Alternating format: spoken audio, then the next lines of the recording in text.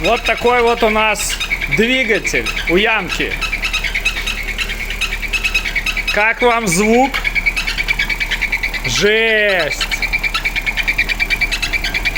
И что вы думаете? Ремень? Это скрип? Так я вам скажу. Смотрите.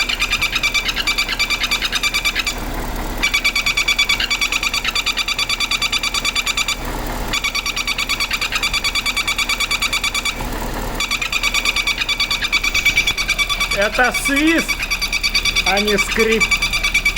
А это насос, вакуумный насос для тормозов. Вот так вот мы диагностировали. А что только мы не подумали. Но только не это.